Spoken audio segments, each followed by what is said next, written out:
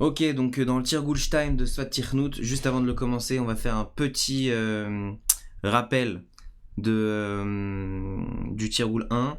Donc dans le Tirgul 1, on a vu qu'il y avait une différence entre compiler et interpréteur. En gros, ce qu'il faut comprendre, c'est que compiler, c'est plus compliqué de coder avec. Qu'est-ce qui va caractériser Svat Tirnout? Il y a la syntaxe et la sémantique. Donc la syntaxe c'est quoi? C'est toutes les règles.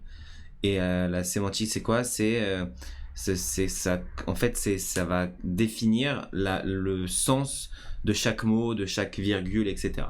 Donc ça c'est la syntaxe et ça c'est la sémantique. Et sémantique elle est plus importante. Et on va l'H qu'il y a dans ce cours, on va surtout euh, l'H qu'il y a dans la sémantique. Ok. Donc compiler, interpréteur, compiler c'est mode caché l'irtov. Racket on va utiliser le logiciel Docteur Racket. Donc Racket c'est un type de langage. On peut en fait le déterminer comme un CLI, comme un outil plus qu'un langage. Et PL ça va être une partie de Racket, ok, donc une version de Racket qu'on va utiliser pour apprendre la Student Team. Petite remarque, dans PL, tout ce qu'on peut faire en PL, on peut le faire dans Racket, mais pas l'inverse. Tu as plus de possibilités dans Racket. PL, c'est un truc vraiment pour les étudiants un peu plus limité. Ok, à Safot Nechalkot les Shnesogim. Donc on a deux types de Safot. On a les Safot impérativiot, donc les langages impératifs. Où on peut pas avoir où on peut avoir une fonction void qui envoie rien, et les fonctionnaliotes, les safot pardon fonctionnaliotes où tu ne peux pas avoir de fonction void. Toutes les fonctions doivent renvoyer quelque chose. Ok, donc PL, ça c'est un peu ce qu'on a vu dans le premier Tirgul avec quelques petits trucs en plus. Donc voilà, il faut savoir que chaque truc en PL est un objet. Ok. Par exemple, 2, c'est un objet et il est différent de l'objet 3. Ok, les deux, ils appartiennent à l'objet integer qui, lui, fait partie des misparim, qui comprend tous les misparim. Ok, donc string, c'est tous les strings sont des objets différents l'une de l'autre, même si c'est la même string, même si tu as string égale ABC et une autre string égale ABC, apparemment ça va être deux objets différents l'un de l'autre. Symbole, call symbole qui contient le même caractère. En fait, symbole c'est un caractère. S'il contient le même caractère, alors là c'est le même objet. Cherchour des symboles, par exemple, si tu veux écrire good avec des cherchours, bah, tu peux utiliser la fonction string. Ensuite, tu vas faire dièse/g, espace dièse/o, etc. Tu vas écrire good. Donc là, ça va créer un string avec ces caractères. Ok.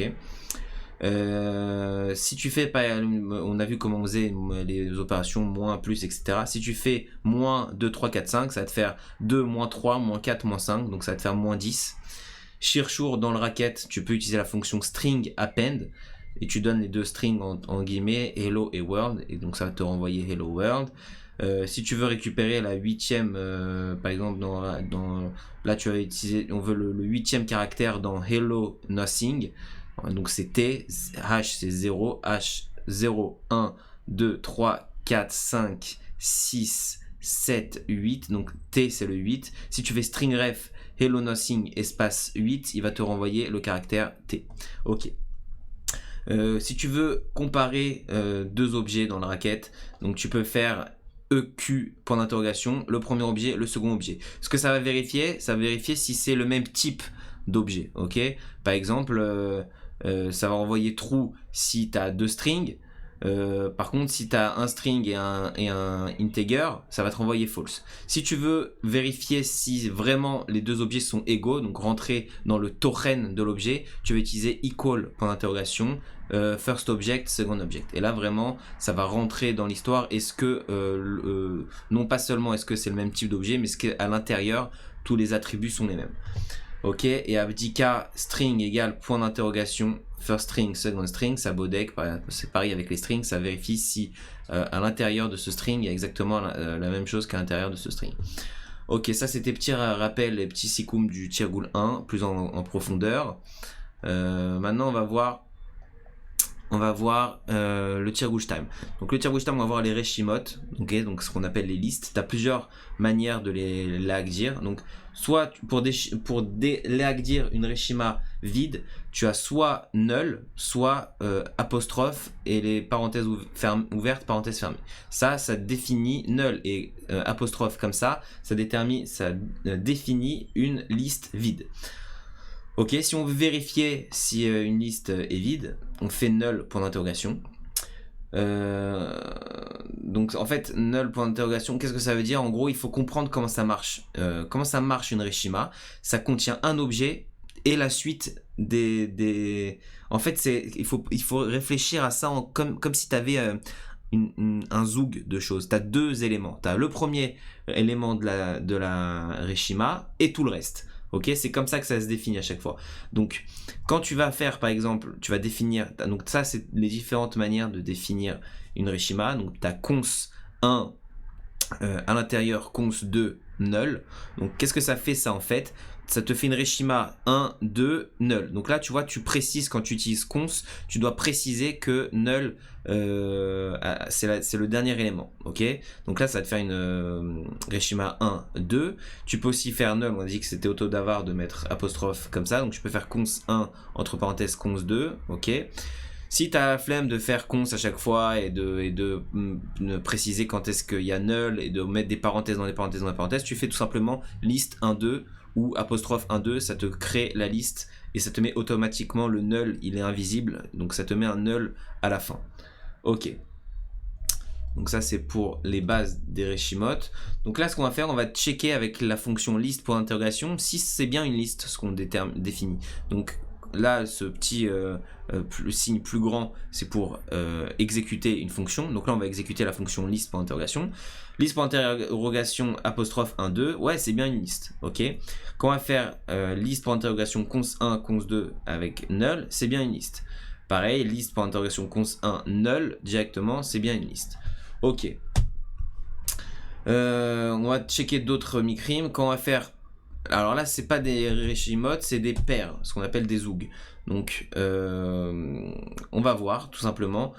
Quand tu vas faire la fonction paire pour l'interrogation 1, c'est pas un zoug, t'as que un élément. Ok, en fait, zoug, elle va te renvoyer true si t'as une paire d'éléments. Ok, donc 1, c'est faux, t'as un élément. Par contre, si tu fais paire pour l'interrogation cons 1, cons 2 avec le null, ça, on définit une Reshima, d'accord? Mais comme je t'ai expliqué, la Reshima, comment c'est déterminé? C'est déterminé avec une paire de Evarim, le premier élément et le reste. Ok, donc quand tu vas demander si la Reshima 1, 2 c'est une paire, il va te renvoyer true. Ok, pourquoi? Parce que tu vas voir 1 et le reste.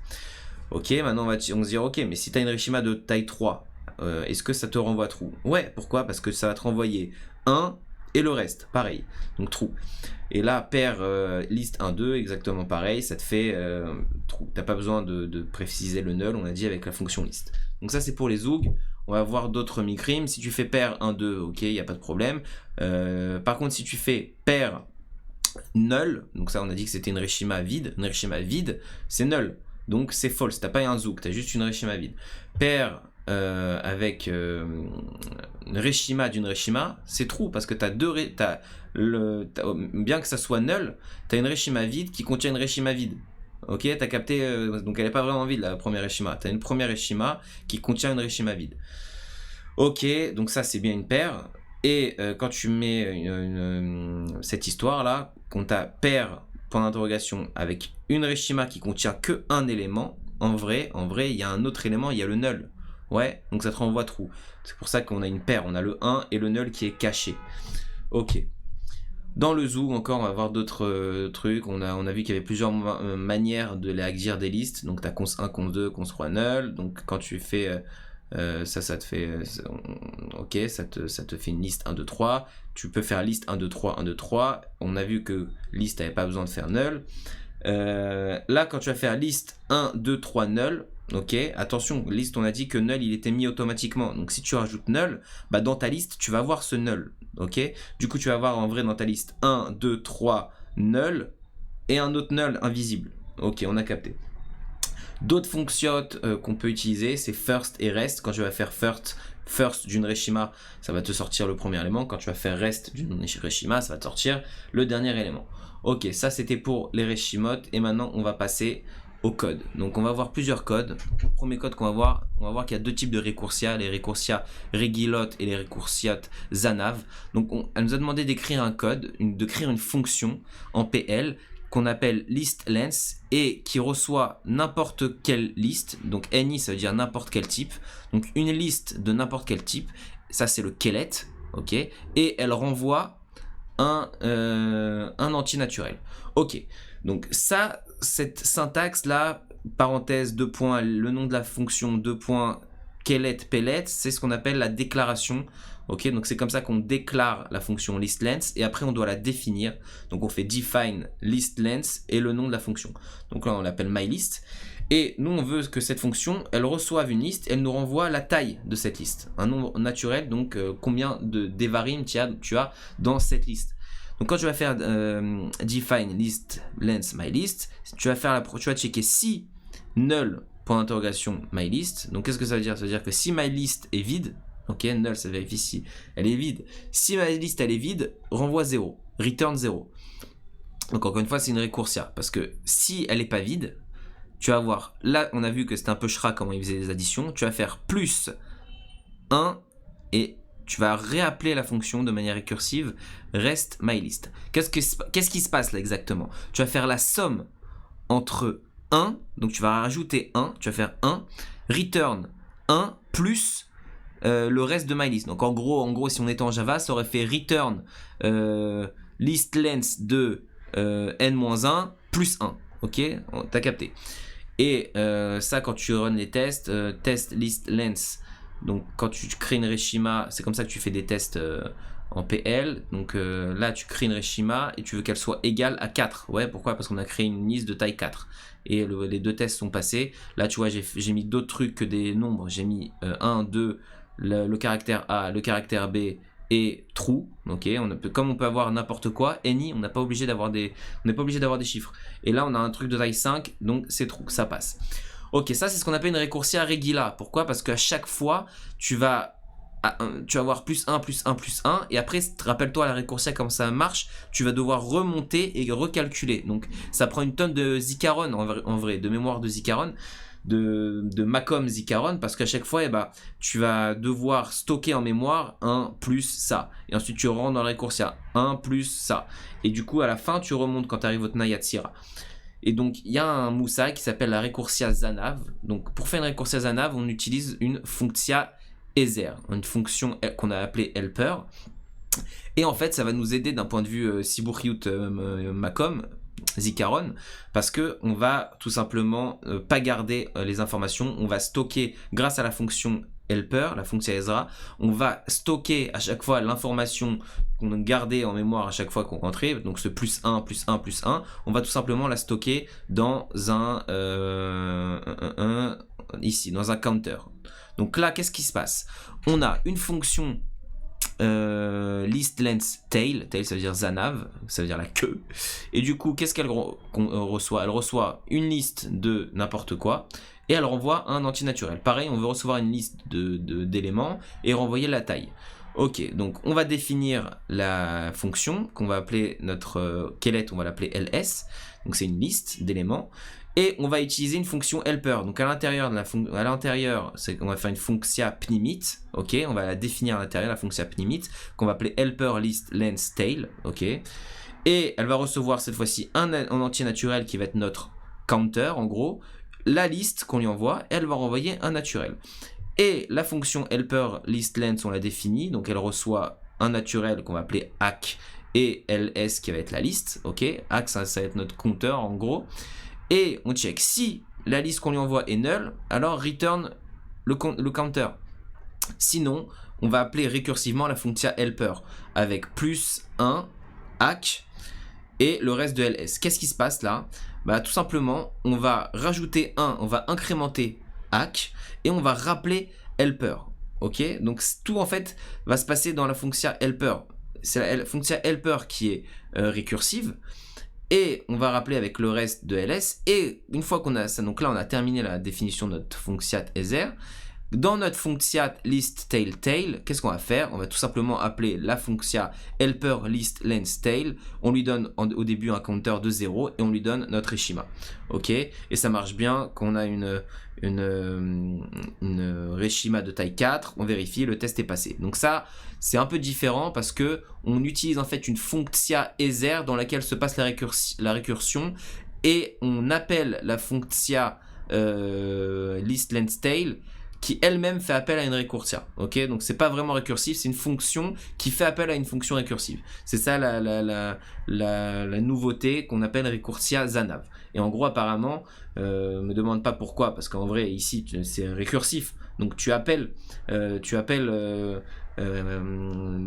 fais appel à la zikaron. Donc apparemment, tu gagnes en zikaron Macom, en Siburiut Macom de cette manière. Ok. Maintenant, on va voir Atzeret de manière récursia regila, donc sans fonctia tether, donc détente. On définit la fonctia fact qui reçoit un antinaturel et qui renvoie un antinaturel. Define fact n, donc sa fonction, elle s'appelle fact, elle reçoit un n qui est un naturel. Et on va checker si n est égal à 0, return 1. Sinon, multiplie n avec fact de n-1. En fait, ça c'est fact de n-1. Ok, ça fait bien récursif. Tu fais n fois n-1. Ok, à chaque fois. Donc on connaît cette histoire. Pareil, j'ai fait un test, 120, ça passe. Ok, là j'ai pas run le test. Tu as capté à quel point c'est lent. Je mets exécuter. Donc là, on a le temps que je l'explique, ça va se run. Ça va mettre 3 plombes. Donc on a une récursia Zanav de la fonctia Atzeret. Donc info récursia Zanav a besoin d'une fonctia tether ici encore une fois. Donc la fonctia helper là on va la définir à l'extérieur, on n'est pas obligé de la définir à l'intérieur comme on avait fait pour list length state. Donc là d'abord on va définir la fonctia helper. Donc helper elle reçoit 2 naturels et elle renvoie un naturel.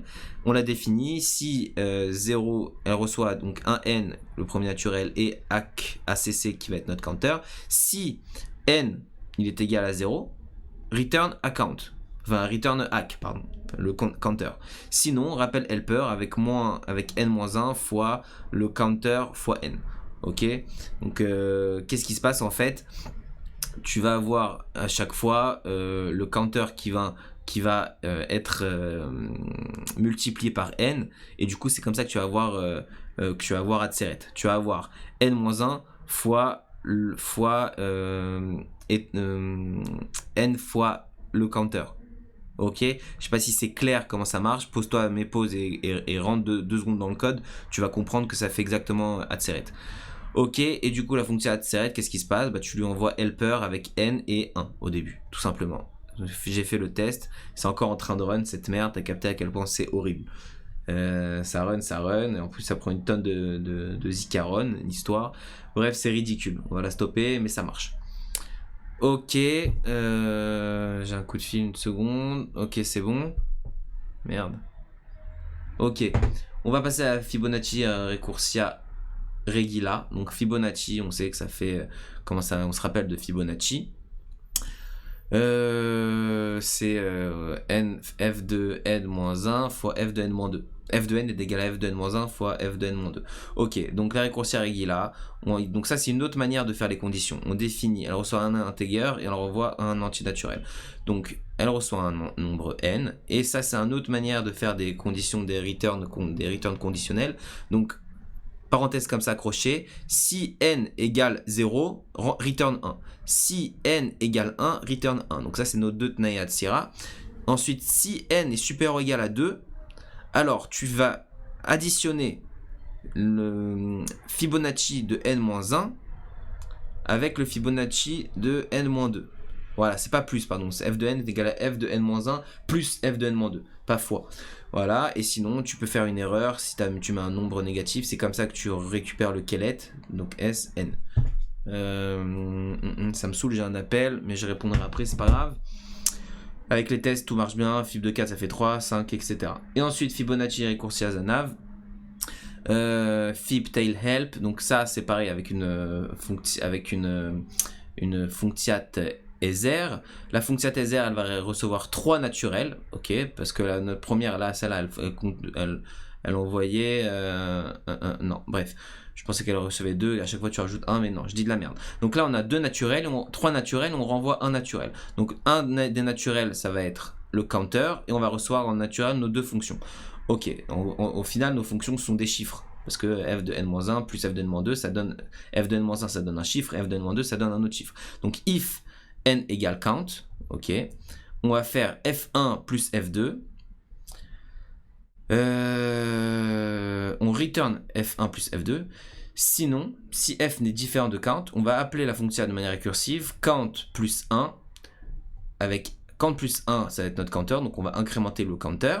On renvoie f2 à la place de f1, et à la place de f2, on va faire f1 plus f2. Ok, pareil. F2, on le passe à la place de f1, et en deuxième argument, on fait f1 plus f2. Et pareil, tu continues, tu fais dans la fonction fib tail help, tu vas faire si n égale 0, return 1, si n égale 1, return 1, sinon return fib tail help de 1, 1.